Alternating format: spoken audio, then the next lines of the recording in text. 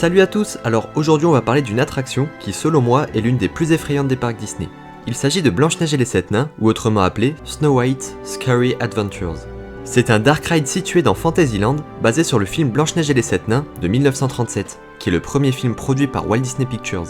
Il existe 4 versions dans le monde, il y en a une en Californie, une en Floride, une à Tokyo et une en France. Disney a donc choisi de ne pas inclure la Chine pour cette attraction. Petite chose intéressante à noter, c'est l'une des rares attractions encore ouvertes et présentes à l'ouverture de Disneyland en 1955.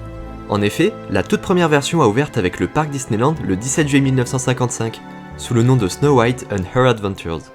Les Imagineers avaient conçu l'attraction comme une histoire à la première personne, et les visiteurs voyaient donc les scènes à travers les yeux de Blanche-Neige. Elle ne pouvait donc pas apparaître dans l'attraction, et ça posait un problème car peu de personnes comprirent cette position, et du coup il y a beaucoup de personnes qui ont été déçues de ne pas voir Blanche-Neige dans l'attraction. Bon, cette version-là a quand même été reproduite au Magic Kingdom en Floride avec le même concept. Puis le temps est passé un petit peu, et le 25 mai 1983, avec l'opération du New Fantasyland, la plupart des dark rides ont été corrigés ou améliorés. Donc là, du coup, les personnages principaux ont pu être introduits dans les attractions. L'attraction a d'ailleurs été rebaptisée Snow White Scary Adventures, et c'est cette version-là qui est toujours présentée actuellement. En 1994, une version plus douce et moins effrayante a été réalisée pour le Magic Kingdom, afin de réduire les plaintes des parents. Le mot Scary fut ajouté dans le nom en 1998. Et c'est vrai que c'est une attraction qui fait assez peur aux enfants, car on voit la sorcière à de multiples reprises, et on peut également voir une forêt avec des arbres menaçants, et l'ambiance est assez sombre. C'est un peu comparable avec un train fantôme, mais en bien mieux réalisé bien sûr, vu que c'est Disney qui est derrière, forcément.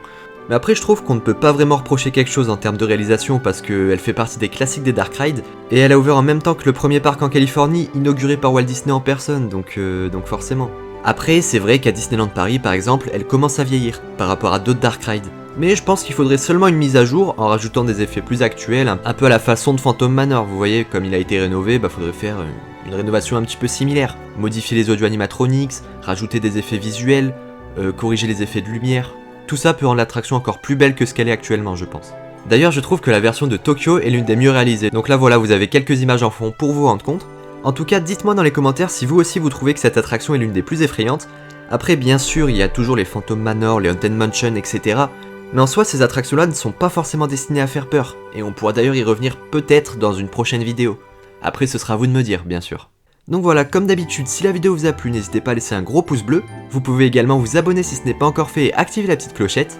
Quant à nous, on se retrouve dans de prochaines vidéos. Restez connectés, et à bientôt.